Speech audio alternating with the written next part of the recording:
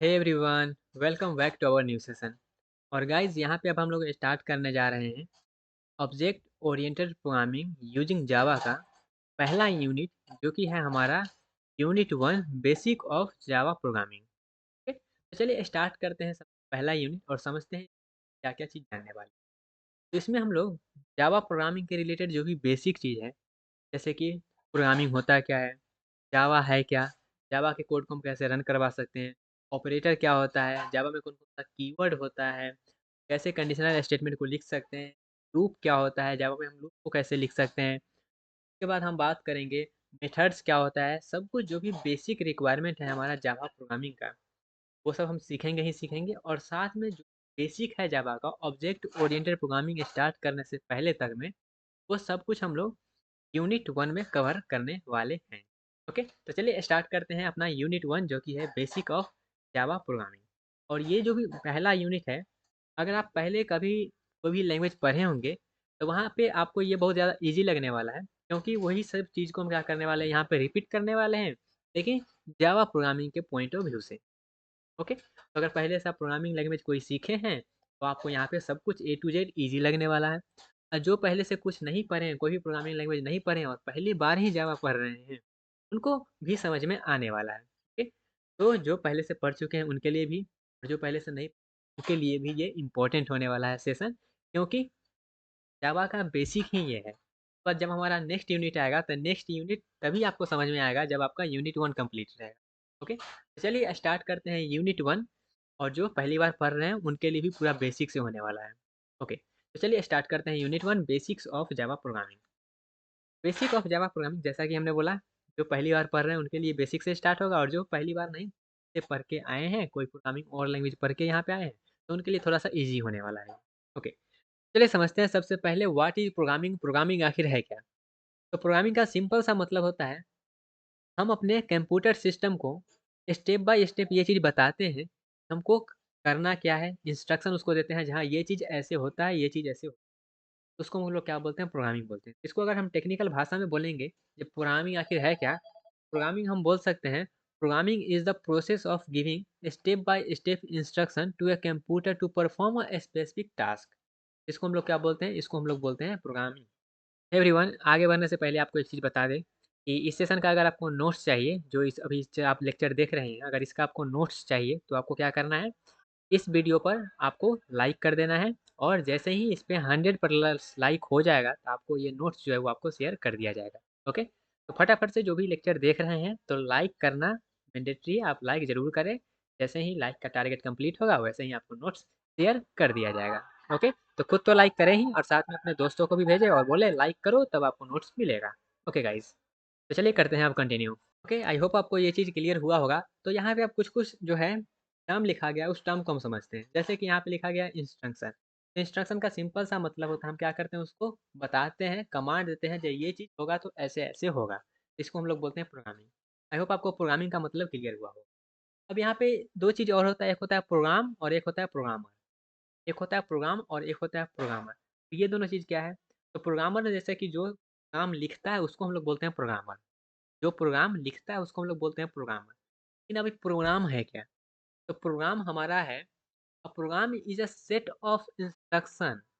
हमको कंप्यूटर को बताना है, ये चीज़ ऐसे होता है, ये काम ऐसे होता है, तो हमको क्या करना पड़ेगा वहाँ पे इंस्ट्रक्शन उसको देना पड़ेगा।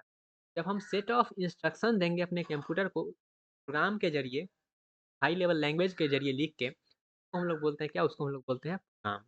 ओके, आई होप आपको ये 3 टर्म क्लियर होगा, प्रोग्रामिंग, प्रोग्राम एंड प्रोग्रामर। चलिए अब आगे बढ़ते हैं थोड़ा-सा, ये 3 टर्म आपको समझ में आ गया होगा। अब यहाँ पे प्रोग्राम लिखते हैं, ठीक है, प्रोग्राम लिखते हैं, उनको प्रोग्रामिंग का ज़रूरत क्या है? हम ऐसे ही काम कर लेंगे। आप ऐसे ही काम कर लीजिएगा, लेकिन कंप्यूटर आपका ऐसे ही काम नहीं करेगा। कंप्यूटर ऐसे ही आपका काम क्यों नहीं करेगा? कंप्यूटर आप बिल्कुल भी ऐसा नहीं, बिल्कुल नहीं, आप समझिएगा। कंप्यूटर का ये भी नाम होता है, computer is a dumb machine. Computer कोई रॉकेट चीज़ नहीं है, वो कंप्यूटर क्या है? डम्ब मशीन है।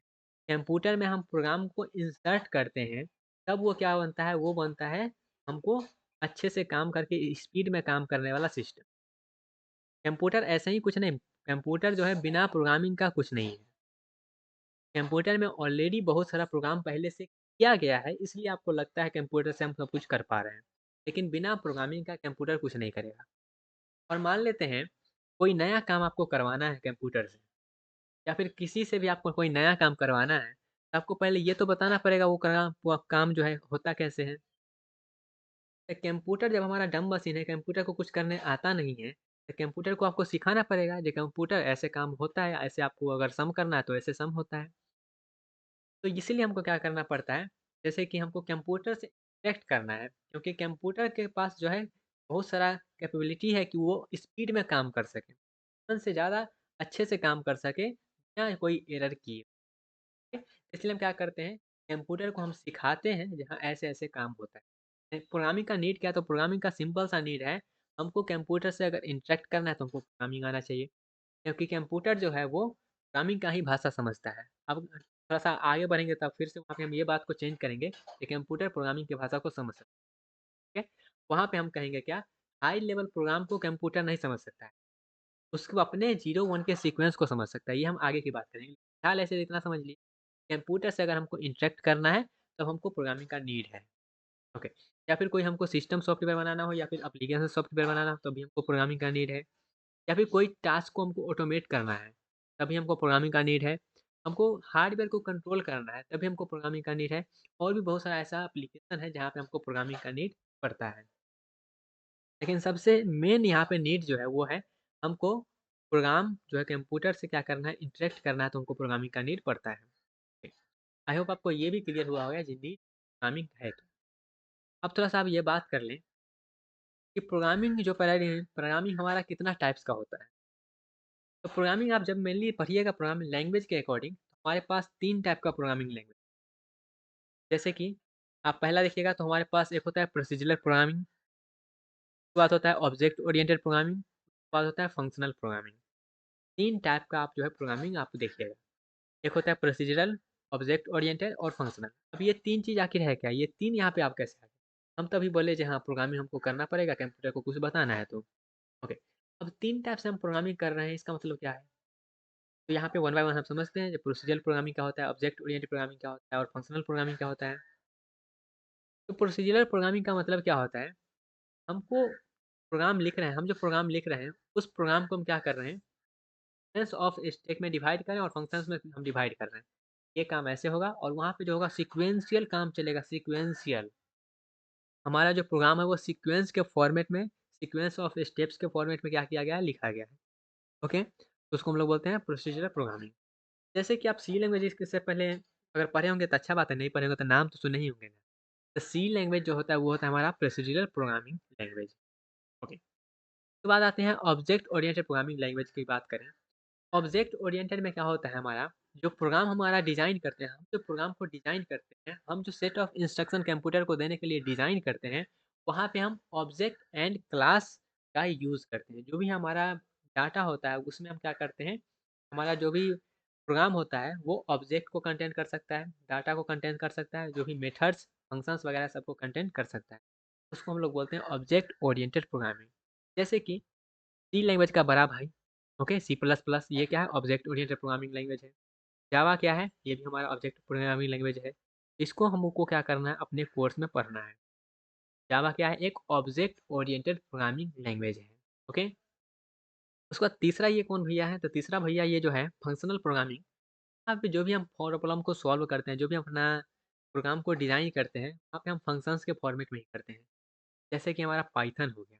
पाइथन क्या है, functional programming language. I hope आपको ये चीज़ क्लियर हुआ होगा। तो 3 प्रोग्रामिंग लैंग्वेज के बारे में यहाँ पे हम पढ़े, प्रोसीजरल, ऑब्जेक्ट ओरिएंटेड और फंक्शनल। आई होप आपको ये चीज़ क्लियर हुआ होगा।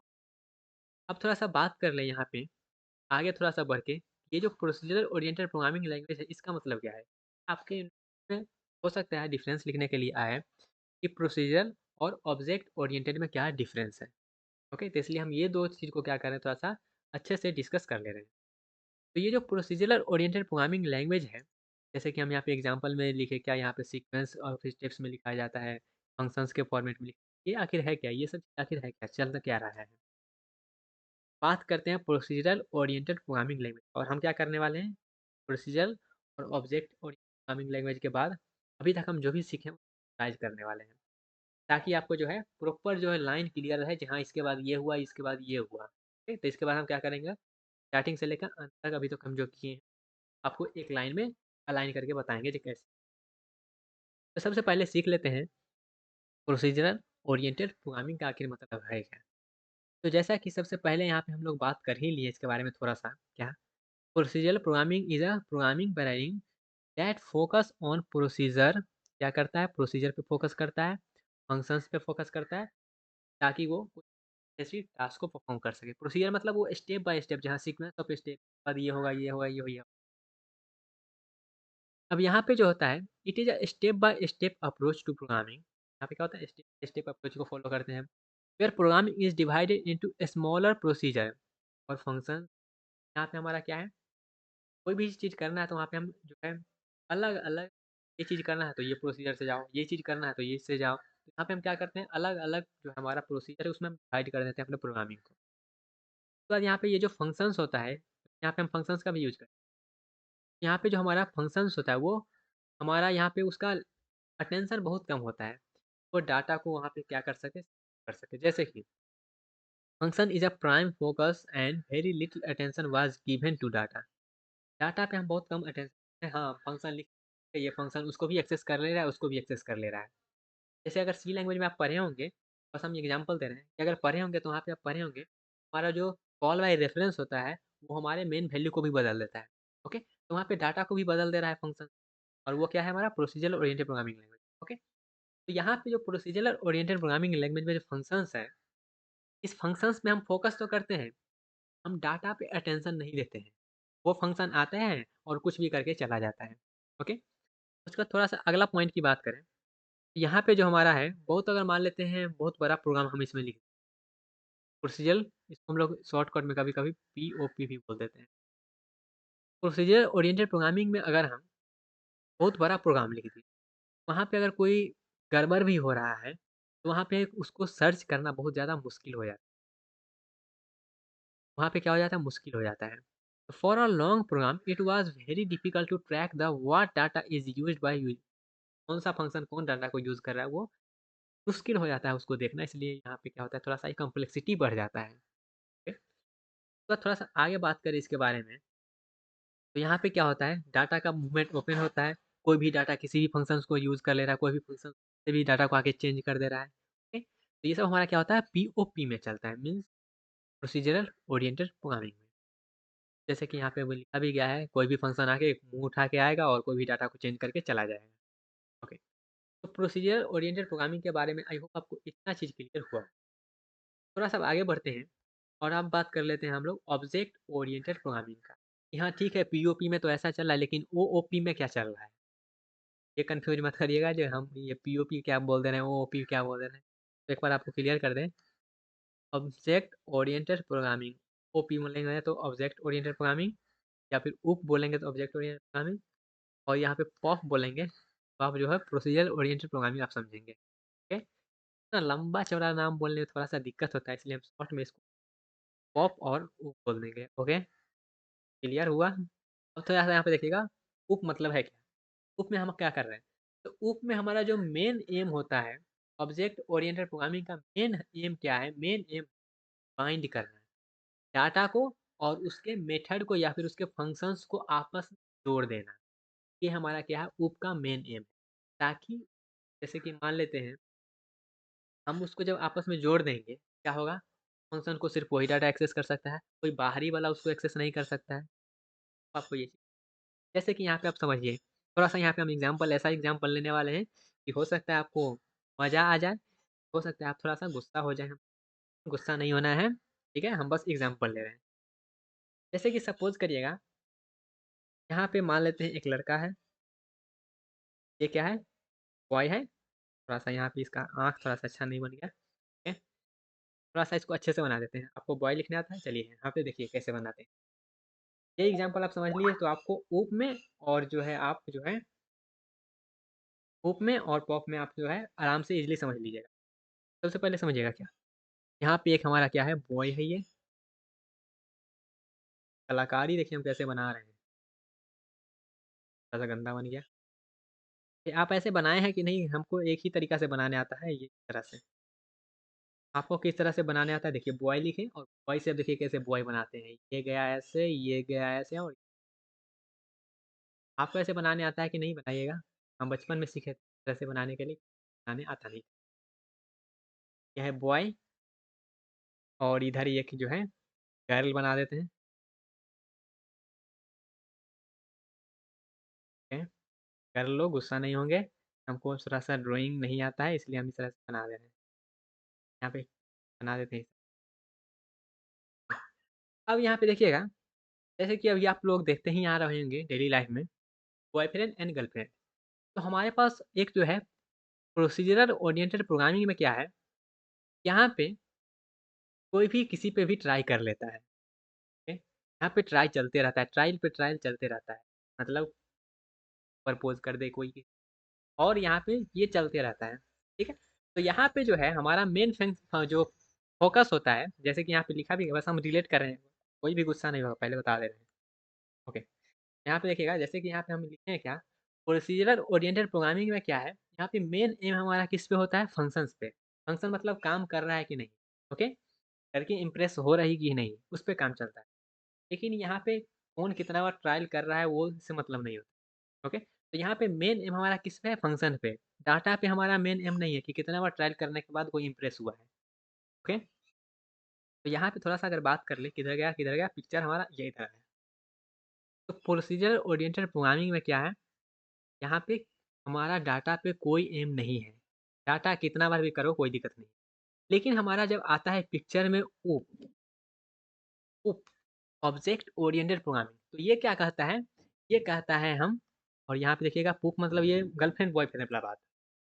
लेकिन जब हमारे पास आएगा ऊप, ऊप कहेगा ये चीज़ नहीं चलेगा, ये गर्लफ्रेंड बॉयफ्रेंड वाला बात नहीं चलेगा। यहाँ पे क्या करो, जहाँ पे ऐसा मिले, यहाँ पे क्या करो, दोनों को धरो, पकड़ो और दोनों का शादी करो।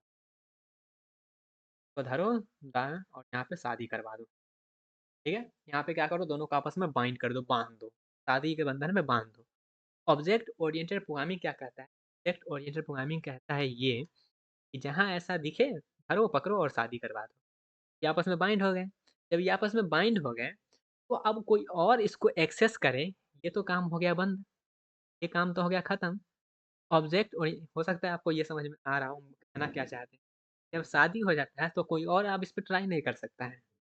कोई और अब इस पे ट्राई नहीं कर सकता है। ओके? कोई और इस पे अब ट्राई नहीं कर सकता है। तो ऑब्जेक्ट ओरिएंटेड प्रोग्रामिंग क्या कहता है, डाटा को और मेथड्स को, फंक्शंस को आपस में क्या करो, बाँध दो। ताकि कोई और फंक्शन इस पे क्या करे, ट्राई ना कर सके, इसको एक्सेस ना कर पाए। लेकिन यहाँ पे ऑब्जेक्ट ओरिएंटेड प्रोग्रामिंग में क्या था, ये जो था प्रोसीजरल ओरिएंटेड प्रोग्रामिंग में, इसको कितना भी कोई भी किसी को भी इम्प्रेस कर सकता था, ट्राई कर सकता था। कोई भी फंक्शन आके किसी पे डाटा पे एक्सेस कर सकता था। ओके, लेकिन यहाँ पे ये ऑब्जेक्ट ओरिएंटेड प्रोग्रामिंग में क्या किया, दोनों को क्या करवा के बांध दिया है। ओके, जो शादी है उसको गांव में बियाह बोलते हैं। तो थोड़ा सा इस एग्जाम्पल से आप कंफर्टेबल हैं, इस एग्जाम्पल से आप कंफर्टेबल हैं गाइस? ओके, कोई गुस्सा भी है, बताइएगा ये एग्जाम्पल आपको कैसा लगा। बस हम समझाने के पर्सपेक्टिव से बोले हैं। अगर आपको बुरा लगा होगा तो उसके लिए सॉरी। ओके, लेकिन ये एग्जाम्पल से आई होप आपको आप नहीं भूलिएगा जो ऑब्जेक्ट ओरिएंटेड प्रोग्रामिंग और प्रोसीजरल ओरिएंटेड प्रोग्रामिंग में ये जो डाटा और फंक्शंस का जो रिलेशन है, बंधन है, वो कैसे है। ओके, क्लियर हुआ गाइस? बता दीजिएगा कमेंट में। और जो भी गुस्सा होंगे वो भी बता दीजिएगा। लेकिन गुस्सा होने की बात नहीं, यहाँ पे वैसा कुछ हम बोले नहीं है जिससे आप गुस्सा हो जाए खाने के प्रति। ओके, ओके, और कैसा लगा ज़रा ये बताइएगा। हमको तो ऐसे ही याद है क्योंकि हम ये बहुत पहले से करते आ रहे हैं, बोलते आ रहे हैं। ज़्यादातर अच्छे से समझ में कि उप और ओप। अब थोड़ा सा बात कर लें आगे, वो पहले ऑन कर लेते हैं गाइस। तो ये चीज़ क्लियर हुआ। यहाँ पे ऑब्जेक्ट ओरिएंटेड प्रोग्रामिंग में हम जो कह रहे हैं, बाइंड कर दो डाटा को और फंक्शंस को, ताकि वो उसको कोई और एक्सेस ना कर पाए। इसका मतलब आपको क्लियर हुआ, दोनों का शादी करवा दो। अब यहाँ पे देखिएगा ऑब्जेक्ट ओरिएंटेड प्रोग्रामिंग हमारा जो है इम्प्लीमेंट करता है रियल वर्ल्ड एंटिटी को, जैसे कि इनहेरिटेंस, हाइडिंग, पॉलीमॉर्फिज्म। तो ये सब क्या है, उसका वह फीचर है जो कि हम आगे सीखेंगे आने वाले लेक्चर्स में। लेकिन ऑब्जेक्ट ओरिएंटेड प्रोग्रामिंग का मतलब आई होप आपको क्लियर हुआ होगा, जो एम एम क्या होता है वो आपको क्लियर हुआ होगा। ठीक है। अब थोड़ा सा आगे बढ़ें कि ऊप का क्या कैरेक्टरिस्टिक्स है, इस पे हम बात करें तो यहाँ पे क्या होता है, डाटा क्रिटिकल होता है। हाँ, बिल्कुल क्रिटिकल होता है, कोई और उसको कैसे एक्सेस कर लेगा। ओके, ये मेरी डाटा है। ओके, उसको थोड़ा सा आगे बात करें, यहाँ पे जो होता है ये अलाउ नहीं करता है डाटा को फ्रीली मूव करने, मतलब जब शादी हो गया तो वहाँ पे उस पर अब रिस्ट्रिक्शन आ गया है ना, तो वो कैसे आप फ्रीली मूव कर सकता है। ओके, वहाँ पे जो है ये अलाउ नहीं करता है डाटा को फ्रीली मूव करने में। उसके बाद जो है यहाँ पे डाटा एंड फंक्शन को क्या किया जाता है, टाइटली बांध दिया जाता है एक जगह पे, भाग कैसे जाएगा। ओके, तो यहाँ पे क्या है, टाइटली बांध दिया जाता है। उसके बाद ये जाता है, अब यहाँ पे देखिएगा, सब कुछ आपको जो हम एग्जांपल लिए हैं ना, सब कुछ आपको यहाँ पे रिलेट कर से आप देख सकते हैं। जैसे कि क्या करता है, protect data from accidental modification bye the function outside. बाहरी फंक्शन से क्या कर सकता है, उसको प्रोटेक्ट करता है। ओके, शादी हो जाता है तो बाहरी लोगों से प्रोटेक्ट होता है ना। हाँ, समझ गए, इतना से हम ज़्यादा नहीं बोलेंगे। उसका थोड़ा सा आगे आगे आइएगा, तो यहाँ पे क्या होता है, हम क्या करते हैं, जो भी हमारा यहाँ पे डिकम्पोजिशन होता है एक प्रॉब्लम को, उसको हम क्या करते हैं, ऑब्जेक्ट के फॉर्मेट में डिवाइड कर देते हैं। ऑब्जेक्ट ओरिएंटेड प्रोग्रामिंग में क्या करते हैं, ऑब्जेक्ट के फॉर्मेट में हमारा प्रॉब्लम को डिवाइड करते हैं। उसके बाद जो है, data of an object can be access by the function associated with an function, one object can access the function in other object. वहाँ पे एक ऑब्जेक्ट का जो फंक्शन है वो दूसरे ऑब्जेक्ट के फंक्शन को एक्सेस नहीं कर सकता है। वहाँ पे उस ऑब्जेक्ट का जो डाटा है और उसका जो मेथड है, फंक्शंस को जावा में मेथड बोलते हैं। ओके, तो उसको जो है सिर्फ वही एक्सेस कर सकता है, कोई और उसको एक्सेस या फिर कोई चेंजेस जो है नहीं कर सकता। उससे जो एसोसिएटेड है सिर्फ उसी को एक्सेस वो हो सकता है। ओके, ये सब क्या है, उप का कैरेक्टरिस्टिक्स है। आई होप आपको ये चीज़ क्लियर हुआ होगा। थोड़ा सा हम आगे बढ़ते हैं, और यहाँ पे procedural oriented and object oriented में क्या डिफरेंस है वो आपको समझ में आ रहा है। तो यहाँ पे जो है आप रिलेट कर सकते हैं। जैसे कि सबसे पहले देखिएगा, हम यहाँ पे बात करें जो प्रोसीजर ओरिएंटेड प्रोग्रामिंग है उसका, और यहाँ पे हम बात करते हैं ऑब्जेक्ट ओरिएंटेड प्रोग्रामिंग का। तो यहाँ पे जो हमारा होता है, पॉप में फंक्शंस में डिवाइड होता है। ओके, और ऊप में जो होता है ऑब्जेक्ट में डिवाइड। हाँ, यहाँ पे जो है फंक्शंस होता है, और यहाँ पे प्रोसीजर चलता है, और यहाँ पे क्लास एंड ऑब्जेक्ट में काम चलता है। यहाँ पे जो होता है डाटा और जो फंक्शंस होता है आपस में सेपरेट होता है, लेकिन यहाँ पे क्या होता है, मेथड और डाटा जो होता है एक साथ बाइंड रहता है। यहाँ पे लेस सिक्योर है, कोई भी किसी पे ट्राई कर सकता है। ठीक, कोई किसी को बदल सकता है। लेकिन यहाँ पे क्या है, ज़्यादा सिक्योर है, वो आपस में बाइंड रहता है, वो एक हुए रहता है आपस में। ठीक, उसके बाद क्या है, यहाँ पे कोड का रेजोल्यूटी क्या होता है, लो होता है, और यहाँ पे कोड का रेजोल्यूटी जो होता है वो हाई होता है। यहाँ पे इनहेरिटेंस और भी बहुत बहुत जो है इसका फीचर का हम लोग यूज। सी लैंग्वेज क्या है, मेरा उप का एग्जाम्पल है। ये जो है पॉप का एग्जाम्पल है, और जावा जो है वो ओप का एग्जाम्पल है। तो भी पढ़ने वाले हैं अपने कोर्स में। आई होप आपको ये चीज़ क्लियर हुआ होगा। उसके बाद यहाँ पे व्हाट इज जावा पे जाने से पहले हम क्या करते हैं, अभी तक हम जो भी यहाँ पे ज्ञान की बात आपको दिए हैं उसको हम क्या करने वाले हैं, समराइज करने। देखिए, सबसे पहले हम क्या सीखें, सबसे पहले हम सीखें प्रोग्रामिंग आखिर होता क्या है। ओके, प्रोग्रामिंग सीखने के बाद ये हम देखें प्रोग्राम हो क्या होता है, प्रोग्रामर क्या होता है। ये तीन चीज़ देख लिए। उसके बाद हम ये समझे, प्रोग्रामिंग तो हम समझ गए जहाँ क्या चीज़ होता है, प्रोग्रामिंग कितने टाइप का हो सकता है। हम देखें प्रोग्रामिंग जो हो सकता है वो टाइप का हो सकता है। एक हमारा हो सकता है क्या, एक हो सकता है प्रोसीजरल ओरिएंटेड प्रोग्रामिंग, हो सकता है ऑब्जेक्ट ओरिएंटेड प्रोग्रामिंग, और तीसरा जो है वो है फंक्शनल ओरिएंटेड प्रोग्रामिंग, जिसको हम लोग फंक्शनल प्रोग्रामिंग भी बोलते हैं। तीन तरह का हमने देखा। बाद हमने देखा ऑब्जेक्ट जो है प्रोसीजरल ओरिएंटेड प्रोग्रामिंग होता क्या है। बाद हमने देखा ऑब्जेक्ट ओरिएंटेड प्रोग्रामिंग होता क्या है, और फंक्शनल में तो हम फंक्शन में ही डिवाइड करते हैं। लेकिन हमको दो चीज़ यहाँ पे इंपॉर्टेंट था, एक था पॉप, दूसरा था ऊप। वो दोनों पे क्या किया जाता है, कभी कभी डिफरेंस पूछ दिया जाता है, या फिर बारे में लिखने के लिए भी आपको दे सकता है। ठीक है? और उसमें हमने यहाँ पे गर्लफ्रेंड बॉयफ्रेंड और शादी का भी एग्जाम्पल ले लिए, तो उससे भी आप रिलेट करके समझ सकते हैं। इतना चीज़ समझने के बाद अब हम थोड़ा सा आगे मूव करते हैं, समझते हैं व्हाट इज जावा, जावा आखिर है क्या। तो पहला इसके बारे में पॉइंट क्या होगा, पहला इसके बारे में पॉइंट होगा, जावा is a high level object oriented programming. ये क्या है, हाई लेवल प्रोग्रामिंग लैंग्वेज है जो कि ऑब्जेक्ट ओरिएंटेड प्रोग्रामिंग लैंग्वेज काम करता है। ओके, और ये क्या है, प्लेटफॉर्म इंडिपेंडेंट। जावा हमारा प्लेटफॉर्म इंडिपेंडेंट है, वो इसलिए क्योंकि हम क्या कर सकते हैं कि हमारा कोड होता है, का जो फाइल होता है उस फाइल को हम में जाके रन करवा सकते हैं। किसी भी मशीन करने का मतलब यहाँ पे जो है हमारा, जो भी हमारा अलग अलग ऑपरेटिंग सिस्टम है उस पर। जावा मेरा क्या है, सिंपल है, सिक्योर है, पोर्टेबल है। यहाँ पे क्या होता है, हमारा मल्टी थ्रेडिंग सपोर्ट करता है। यहाँ पे गार्बेज कलेक्शन होता है जावा में। ओके, गार्बेज कलेक्शन करने का मतलब यहाँ पे जो है ऑटोमेटिक हमारा मेमोरी हो जाता है। उसके बाद यहाँ पे एक्सेप्शनल हैंडलिंग का कंसेप्ट भी है। ओके, यहाँ पे जावा में बहुत सा प्रकार जो है लाइब्रेरीज है, तो हमारे काम को आसान बनाता है। जावा का हम यूज़ करते हैं डेवलप करने के लिए एंड्रॉयड, डेस्कटॉप, मोबाइल एप्लीकेशन जावा का यूज़ करते हैं। तो जावा के बारे में इतना इंट्रोडक्शन रहा। अब थोड़ा सा यहाँ पे जो हम समझते हैं आगे जाके हिस्ट्री ऑफ जावा।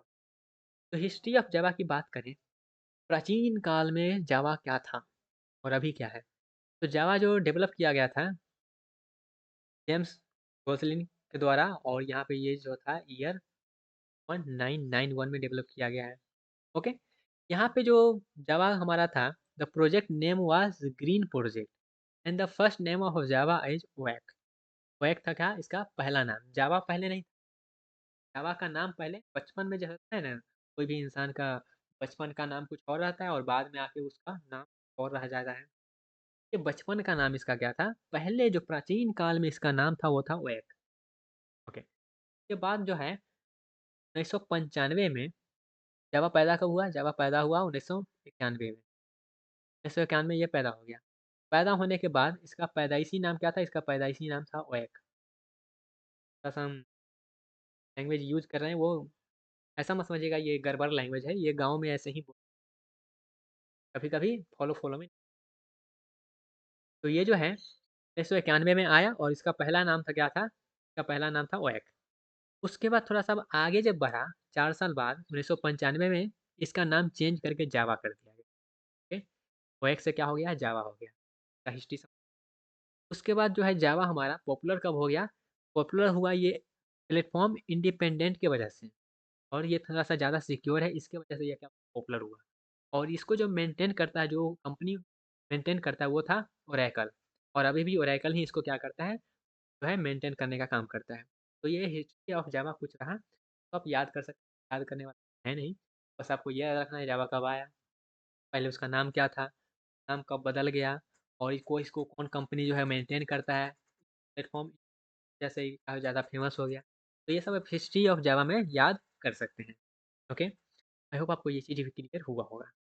अब थोड़ा सा बात कर लेते हैं कि ठीक है जावा ये है और जावा को हम इस तरह से इसका हिस्ट्री रहा, तो आखिर हम जावा ऐसा क्या क्या चीज़ है जिसके वजह से हम क्या कर सकते हैं, जावा को प्रोग्राम करके उसको रन करवा सकते हैं। तो जावा में 3 चीज़ होता है, इस तीन को चीज़ को आप समझिएगा थोड़ा सा। और थोड़ा सा हम यहाँ पे जावा को कैसे सेटअप करना है उसके आगे हम बढ़ रहे हैं, ताकि हम जावा को सेटअप कर पाएँ, उसके प्रोग्राम को रन कर पाएँ। अब यहाँ पे देखिएगा थोड़ा सा, एक चीज़ होता है जे डी, जावा डेवलपमेंट किट। का पूरा नाम क्या है, जे जावा डेवलपमेंट किट। अब ये जावा डेवलपमेंट किट जो है जेडीके, ये क्या करता है, तो ये JDK is a complete package use to develop and run the Java program. Java program को रन करवाने के लिए जो हेल्प करता है उसको हम लोग जेडी, जेडीके में क्या रहता है, तो जेडीके में जो है कंपाइलर रहता है। जेडीके में क्या रहता है, कंपाइलर रहता है, जो कि क्या करता है, डॉट जावा फाइल को क्या करता है, डॉट क्लास फाइल में कन्वर्ट करता है। कंपाइलर क्या करता है, डॉट जावा क्लास, हम प्रोग्राम जब लिखेंगे तो उसका नाम क्या देते हैं, एक्सटेंशन देते हैं डॉट जावा। जैसे डॉट सी देते हैं सी लैंग्वेज का, डॉट सीपीपी देते हैं सी प्लस प्लस का, डॉट पाई देते हैं पाइथन का, उसी तरह से जावा का हम क्या करते हैं, डॉट जावा एक्सटेंशन। तो ये जो हमारा प्रोग्राम हम जो लिखते हैं उसको क्या करता है, क्लास में कन्वर्ट करता है। ओके, कौन करता है, ये जेडीके का जो कंपाइलर है वो। और जेडीके में और क्या रहता है, तो जेडीके में रहता है JRE। ओके, जावा रन टाइम इन्वायरमेंट। और उसके बाद और भी टूल जैसे कि डिबगर टूल, डॉक्यूमेंटेशन टूल हमारा जेडीके में। तो थोड़ा सा अगर बात कर ले कि ये जो यहाँ पे ठीक है जेडीके में JRE है, तो अब ये JRE क्या है, तो JRE को हम लोग बोलते हैं जावा रन टाइम इन्वायरमेंट। अब जावा रन टाइम इन्वायरमेंट जो है, जावा क्या करता है, ये प्रोग्राम को, जावा के प्रोग्राम को रन करवाने में हेल्प करता है। अभी ये JRE में क्या होता है, तो JRE में जो होता है वो JVM रहता है। JRE के अंदर में क्या रहता है, JVM रहता है। और ये जो होता है इसके अंदर में जो भी जावा का कोर लाइब्रेरीज है, हमारा रन टाइम में यूज़ होता है, वो सब इसमें JRE में रहता है। तो ये JVM क्या है, JVM जो हमारा है, JVM को हम लोग बोलते हैं जावा वर्चुअल मशीन। ये जावा वर्चुअल मशीन क्या है, तो JVM is a virtual machine that execute Java byte code. Java का जो बाइट कोड है, उस एग्ज़ीक्यूट करवाने में हमारा हेल्प करता है JVM। और JVM जो होता है हमारा कन्वर्ट करता है बाइट कोड को मशीन कोड में। ऐसा हमारा ऑपरेटिंग सिस्टम रहेगा, उसके अकॉर्डिंग क्या करता है, उसको करता है, इसको बाइट कोड को। तो आपको ये है ARE जावा हमारा जो है डेवलपमेंट किट, उसके बाद हमारा जावा रन टाइम एनवायरनमेंट और जावा वर्चुअल मशीन, ये 3 चीज़ आपको समझ में आना चाहिए जावा का प्रोग्राम करते समय और रन करवाते समय और इसके सेटअप के समय में। अब ये तीनों क्या करने वाले हैं, समराइज़ करने वाले हैं। समराइज़ करें, तो सबसे पहले हमारा ये पूरा हॉल जो है, ये पूरा गाँव को समझ लीजिए क्या, ये पूरा गाँव का गाँव हो गया JDK। पूरा एक गाँव हो गया क्या, JDK। और इस गाँव के अंदर में एक घर जो है वो क्या है, JRE, जावा रन टाइम एनवायरनमेंट। और इसके अंदर में जो है एक घर के अंदर ही बहुत सारा फैमिली होता है, चच्चा वगैरह का। ठीक है, तो इसका एक फैमिली मान लीजिएगा, वो क्या है, JVM। वो क्या है, JVM। और ऐसा है कि ये जो घर के अंदर में तो ऐसा है नहीं कि फैमिली ही रहेगा, फैमिली हो सकता है वगैरह का। ओके, तो वो क्या है, अलग अलग सेट ऑफ लाइब्रेरीज है।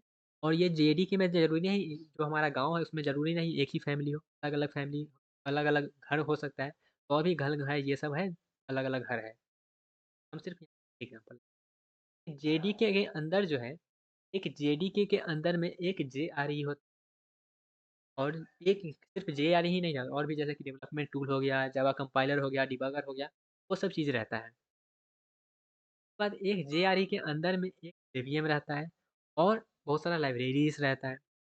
और JVM क्या करता है, ये जो JVM है, ये वो जावा का बाइट कोड है, उसको क्या करता है, कन्वर्ट करता है मशीन कोड में। हमारा ऑपरेटिंग सिस्टम होगा, उसके अकॉर्डिंग वो कन्वर्ट करेगा और उसको रन करवा देगा। ठीक है, आई होप आपको ये चीज़ क्लियर हुआ होगा।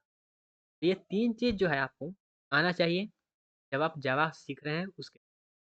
यहाँ पे थोड़ा-सा हम सेटअप भी करेंगे। पहले ये समझ लेते हैं, जो ये हम सीखे, ये 3 चीज़ आखिर करता क्या है? ये 3 चीज़ें हम सीख क्यों रहे हैं? सबसे पहले सपोज़ करिए, क्या करना है, सपोज़ करना है।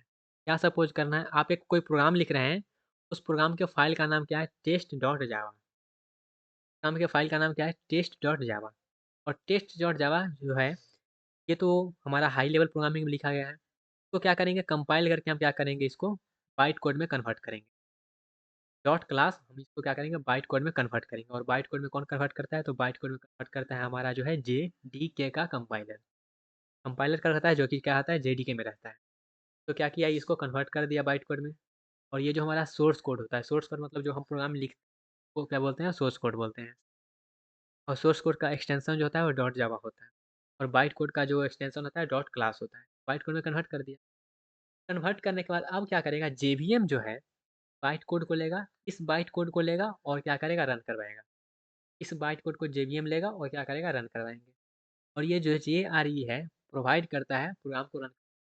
JVM जो है पार्ट है किसका, JRE का। तो 3 आपको रिलेशन, JVM, JRE और JDK।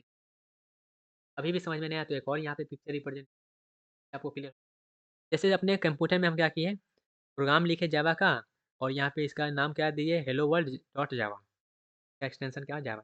ये हमारा क्या है, सोर्स कोड है, हमारा सोर्स कोड है। इस सोर्स कोड को क्या करेगा, जावा कंपाइलर क्या करेगा, हमारा JDK में होता है, जावा डेवलपमेंट किट में जो कंपाइलर होता है, वो कंपाइलर क्या करेगा, इसको बाइट कोड में कन्वर्ट कर देगा। डॉट क्लास में क्या करेगा, इसको कन्वर्ट कर देगा। इसको कन्वर्ट करने के बाद क्या करेगा, JVM भैया आएंगे और JVM को क्या कहेंगे, आओ आओ आओ हम रन करवाते हैं, रन करवाते हैं। ये JVM क्या करेगा, वो जो भी इसका, जैसे कि मान लेते हैं लिनक्स में अलग JVM होगा, विंडोज़ में अलग JVM होगा और मैक में अलग। जो भी सिस्टम है उसका अलग JVM है, तो उस चीज़ को लेगा और उसको क्या करेगा, मशीन कोड में रन करवा देगा। उस कोड में उसको कन्वर्ट करेगा और रन करवा देगा। इस तरह से हमारा 3 चीज़ जो है यहाँ पे, 3 चीज़ 3 काम करता है। क्लियर हुआ? क्लियर तो हो ही गया होगा। अब थोड़ा-सा सेटअप की बात कर लें कि हाँ, हम जावा को प्रोग्राम को कैसे सेटअप कर सकते हैं, कैसे रन करवा सकते हैं। यहाँ पे आपको पहले सबसे पहले एक आई है, IDE आपको क्या करना पड़ेगा, इंस्टॉल करना है। यहाँ पे हम जो है VS कोड का हेल्प लेने वाले हैं। सबसे पहले आप क्या करिए, अगर VS कोड इंस्टॉल है तो VS कोड इंस्टॉल कर लेंगे, अगर नहीं है तो आप कोई और आईडी का आप जो है हेल्प ले सकते हैं, लेकिन हम तो VS कोड का ही करेंगे। तो कोई जहाँ पे ज़्यादा डिफ़िकल्ट नहीं है, आपको बस सबसे पहले क्या करना है, VS कोड सेटअप कर लीजिए और उसके बाद जो है आप JDK डाउनलोड कर लीजिए। जाइएगा साइट पे और जेडीके लिखिएगा तो आपको जो है डाउनलोड कर लेना है। डाउनलोड करने के बाद आपको इंस्टॉल कर लेना है और करना है वहाँ पे। उसके बाद वीएस कोड में आइएगा और वीएस कोड में जाने के बाद आपको क्या करना है, जावा का एक्सटेंशन आपको डाउनलोड कर लेना है, इंस्टॉल कर लेना है। वीएस कोड में जाइएगा और एक्सटेंशन के साइड में आप वहाँ पे जो है जावा का एक्सटेंशन डाउनलोड कर लीजिएगा। और जावा का एक्सटेंशन डाउनलोड कर लीजिए और जेडीके डाउनलोड कर लीजिए। उसके बाद आप जावा का प्रोग्राम लिख कर रन करवा लीजिए, कोई दिक्कत नहीं है, बस इतना ही करना है। ये सेटअप है इसका। सेटअप कर लेंगे उसके बाद आप पहला प्रोग्राम जो है आप उस रन करवाने के लिए तैयार हो जाइए। ओके, आई होप आपको इतना चीज़ जो है वो क्लियर हुआ होगा। यहाँ तक कोई दिक्कत गाइस? सब कुछ अगर अच्छे से समझ में आ रहा है तो ज़रूर बताइए। गड़बड़ हो रहा है, कोई चीज़ दिक्कत हो रहा है तो उसको भी आप ज़रूर बताइएगा। ओके गाइस, इतना चीज़ क्लियर। अब यहाँ पे जब सेटअप हमारा हो गया है, कोई प्रोग्राम को कैसे रन करवा सकते हैं, तब हम थोड़ा-सा हम क्या करते हैं आगे बढ़ते हैं और अपने पहले प्रोग्राम को समझते हैं जो कैसे रन करवाना है। ओके, गाइस, तो सबसे पहले ये समझ लेते हैं जावा का बेसिक स्ट्रक्चर क्या है। जावा का बेसिक स्ट्रक्चर क्या है? जावा का बेसिक स्ट्रक्चर आप देखिएगा तो सबसे पहले क्या होता है वहाँ पे सबसे पहले जो भी चीज़ हम यहाँ पे लिखते हैं वो क्या होता है क्लास के अंदर में ही लिखते हैं। यहाँ पे हम लिखे क्लास, क्लास का नाम क्या है टेस्ट। और टेस्ट के बाद यहाँ पे हम लगाते हैं कर्ली ब्रेसेस और कर्ली ब्रेसेस लगाने के बाद हम उसमें पब्लिक स्टैटिक वॉइड मेन। इस तरह से हम बेसिक चीज़ जो है, अगर कोई सी लैंग्वेज का अगर आप पहले से जानते होंगे, hashtag include studio dot H वो सब लिखते हैं, उसी तरह से यहाँ पे ये बेसिक चीज़ लिखना ही होता है। ओके, ये सब का मतलब होता है क्यों लिख मतलब है कि आपको इतना चीज़ लिखना ही पड़ेगा। ओके, उसके बाद यहाँ पे स्ट्रिंग लिखते हैं, उसके बाद यहाँ पे आर्गुमेंट देते हैं, उसके बाद यहाँ पे हम क्या करते हैं जो भी हमको स्टेटमेंट एग्जीक्यूट करना था वो स्टेटमेंट। अब यहाँ पे वन बाय वन सबको हम समझते हैं कि आखिर ये सब चीज़ है क्या आखिर। ओके, तो सबसे पहले इसमें क्या है, तो सबसे पहले यहाँ पे क्या है क्लास टेस्ट। यहाँ पे इसको क्या क्या है क्लास का नाम है। ये क्लास क्या होता है हम आगे जब ऑब्जेक्ट एंड क्लास पढ़ेंगे तब समझेंगे। ये जो है क्लास नेम है और क्लास का जो पहला क्लास का जो नाम होता है वो फाइल के नेम के बराबर होना चाहिए। मतलब वो दोनों सेम होना चाहिए, नहीं तो आपका जो है कोड नहीं चलेगा। तो आपका जो फाइल का नाम है वो जैसे कि आप लिखते हैं ना, यहाँ पे जैसे मान लेते हैं टेस्ट है, टेस्ट डॉट जावा आपका क्या होना चाहिए फाइल का नाम होना चाहिए।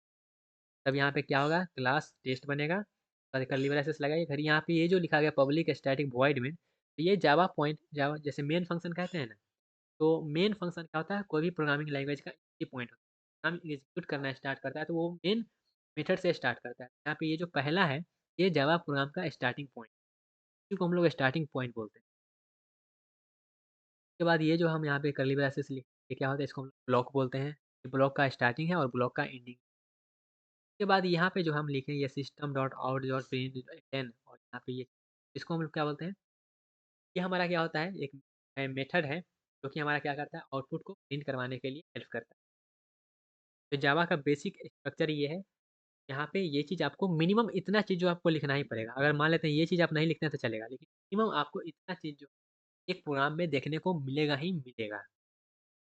अब थोड़ा-सा आगे बढ़ते हैं और इसको क्या करिएगा काम को रन करवाइए। रन करवाने के बाद अपना आउटपुट को देखिए। चलिए इसको हम क्या करते हैं रन करवाते हैं, अपने वीएस कोड पे चलते हैं।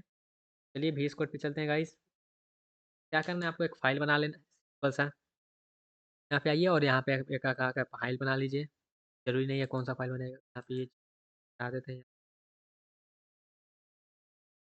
आपको क्या करना है, आप आइए यहाँ पे एक फ़ाइल बनाइए। फ़ाइल क्या बनाना है, वहाँ पे हमारा क्या था नाम टेस्ट। आपको क्या करना है यहाँ पे टेस्ट लिख देना है और टेस्ट लिखने के बाद यहाँ पे लिखिए जावा। टेस्ट डॉट जावा लिख दिया और यहाँ पे इंटर दबाइए। ये हम वीएस कोड में हैं, तो यहाँ पे एक्सटेंशन का जब बात कर रहे थे, यहाँ पे एक्सटेंशन में आइएगा तो क्या है, आपको क्या करना है जावा वाला एक्सटेंशन यहाँ पे डाउनलोड कर लेना है। आपको दिखा देते हैं जावा का एक्सटेंशन, यहाँ पे ये देखिएगा, ये जावा का एक्सटेंशन हम भी डाउनलोड करके रखे हैं, आप भी आपका डाउनलोड कर लीजिएगा। यहाँ पे हम ये चीज़ कर लिए, उसके बाद क्या करना है आपको, सबसे पहले आपको क्या लिखना है, सबसे पहले आपको क्लास लिखना है, तो क्लास लिखते हैं। क्लास और क्लास के बाद यहाँ पे क्या करना है आपको नाम देना है, तो क्लास नाम दे देते हैं और नाम देने के बाद यहाँ पे लगाइए ब्लॉक। और ब्लॉक लगाने के बाद आपको क्या करना है लिखना है, क्या लिखना है पब्लिक स्टैटिक वॉइड में लिखिए। यहाँ पे लिखिए गाइस पब्लिक स्टैटिक वॉइड में इस तरह से लिखिएगा तो यहाँ पे लिखा हुआ आ जाएगा। उसके बाद क्या करना है, उसके बाद आपको क्या करना है, यहाँ पे लिख दीजिए क्या सिस्टम डॉट आउट लिख दीजिए। ओके, यहाँ पे लिख दीजिए और उसके बाद यहाँ पे आइए हेलो तो जावा। जावा को हमने क्या किया हेलो करवा दिया क्योंकि हमारा पहला प्रोग्राम है। बस कुछ नहीं करना, यही हमारा पहला प्रोग्राम है, इसका सिंटैक्स यही। और इसको क्या करिएगा, आपको यहाँ पे आके क्या करना है, सिंपल सा रन करवा देना है और बता देते हैं। और यहाँ पे देख सकते हैं हमारा पहला प्रोग्राम जो है जावा का पहला प्रोग्राम गाइस रन हो गया है, हेलो जावा। कुछ नहीं करना है, सिंपल सा आपको बस ये इंश्योर करना है आपका जो क्लास का नाम है वो और फाइल का जो नाम है वो दोनों सेम होना चाहिए। अगर दोनों सेम नहीं है तो हो सकता है गड़बड़ होने का चांस हो। ठीक है, पहला प्रोग्राम हमने रन करवा लिया है गाइस। थोड़ा सा आगे बढ़ते हैं और यहाँ पे जो भी चीज़ लिखा गया उसको एक्सप्लेन किया गया कि यहाँ पे क्लास टेस्ट क्या है। तो क्लास टेस्ट हमारा क्या होता है, ये जो भी हम लिखेंगे प्रोग्राम के अंदर वो हम क्लास टेस्ट के अंदर में ही लिखेंगे। ओके, एट द क्लास ही लिखेंगे। और उसके बाद थोड़ा सा बात कर लें, यहाँ पे जो है टेस्ट क्या है, जो हमारा फाइल का नाम है वही क्लास का नाम होना चाहिए, गड़बड़ हो जाएगा जैसे। और इसको हम क्या बोलते हैं, गाइस बैटरी भी डाउन हो गया है। तो ये पब्लिक स्टैटिक वॉइड मेन और यहाँ पे स्ट्रिंग आर्गुमेंट जो हम दे रहे हैं ये क्या है, स्टार्टिंग पॉइंट है जावा का। और यहाँ पे सबका अलग अलग पॉइंट होता है, जैसे कि यहाँ पे पब्लिक ले हैं तो पब्लिक क्या है, पब्लिक हमारा मीन्स क्या होता है, यहाँ पे ये एक्सेसिबल हो सकता है कोई भी मेथड से। ओके, कोई भी मेथड को क्या कर सकता है, ये मेन फंक्शन का एक्सेस कर सकता है। ओके, और ये जो जेवीएम है जो हमारा, ये एक्सेस इस मेथड, ये मेथड को क्या करता है हमारा जेवीएम, हमारा पब्लिक ही होना चाहिए। तो स्टैटिक का मतलब क्या होता है, यहाँ पे ये बिना ऑब्जेक्ट क्रिएट किए इसको क्या करो, कॉल कर दो। तब बिल्कुल अगर स्टैटिक लिखें तो क्या होगा, ऑब्जेक्ट को कॉल करेगा उसके बाद वो होगा। लेकिन अगर स्टैटिक लिख दें इसका मतलब बिना ऑब्जेक्ट को क्रिएट किए हुए क्या कर सकता है, वो अपने प्रोग्राम को रन करवा सकता है। और जब भी हम does not create object first तो मेन मस्ट बी स्टैटिक। तो जब भी हम क्या करते हैं पहले ही ऑब्जेक्ट को क्या क्रिएट करवाओगे, इसलिए इसको क्या करो, स्टैटिक रखो। ओके, तो वॉइड क्या है, इसका मतलब कोई भी रिटर्न टाइप नहीं है। तो मेन क्या होता है, मेन हमारा स्टार्टिंग पॉइंट होता है कोई प्रोग्रामिंग लैंग्वेज का। और जेवीएम सबसे पहले इसी को खोजता है। जेवीएम जेवीएम क्या करता है, रन करवाता है ना। तो जेवीएम पहले खोजेगा मेन कहाँ है, मेन कहाँ है, मेन कहाँ है, मेन कहाँ है, मिल गया तो वहीं से स्टार्ट कर देगा एग्जीक्यूट करना। उसका स्ट्रिंग आर्गुमेंट क्या है, तो इसको हम लोग जो है कमांड लाइन आर्गुमेंट बोलते हैं। ठीक है? ये जो है इसका मतलब क्या होता है, ये क्या है, स्ट्रिंग ऑफ एरे। तो ये सब हम जब एरे पढ़ेंगे, स्ट्रिंग पढ़ेंगे तब हम समझ जैसे। ठीक है? उसके बाद गाइस यहाँ पे जो है हमारा ये चीज़ क्या है, ये हमारा बिल्ट इन क्लास है जावा में, जो कि हमारा क्या करता है, आउटपुट को डिस्प्ले करवाने के लिए हमारा हेल्प करता है। और ये जो आउट क्या है, ये जो सिस्टम हमारा क्या है, सिस्टम मेरा क्लास है। सिस्टम मेरा क्लास है, आउट क्या है, आउट मेरा एक ऑब्जेक्ट है। उसके बाद प्रिंट एल क्या है, एक मेथड है। यहाँ पे ये जो system dot out dot print L N लिखे हैं, यहाँ पे तीन सिस्टम क्या है, क्लास है, आउट क्या है, एक ऑब्जेक्ट है, प्रिंट क्या है, प्रिंट हमारा यहाँ पे एक मेथड है। ओके, आपको ये चीज़ क्लियर हुआ होगा। ये हेलो जो है एक मैसेज है। यहाँ पे सब कुछ हम पहला को क्या किए, अपने पहले प्रोग्राम को पूरा यहाँ पे हम क्या किए हैं, ए टू जेड डिस्कस कर लिए हैं गाइस। पूरा ए टू जेड हम डिस्कस कर, पूरा बेसिक पॉइंट आपको क्लियर हो जाना चाहिए इसके। इसी भी हमारा क्या हो गया है, लो हो गया है गाइस। यहाँ पे अब हम आगे बढ़ेंगे तो हो सकता है यहाँ पे ये कब ऑफ हो जाए और पूरा सिस्टम रिकॉर्डेड वाला वो खत्म हो जाए। ओके गाइस, यहाँ तक हम अभी स्टॉप करेंगे क्योंकि लाइट भी नहीं है ना, तो चार्ज में लगा कर लेते हैं। गाइस यहाँ पे हम स्टॉप करते हैं आज का सेशन को।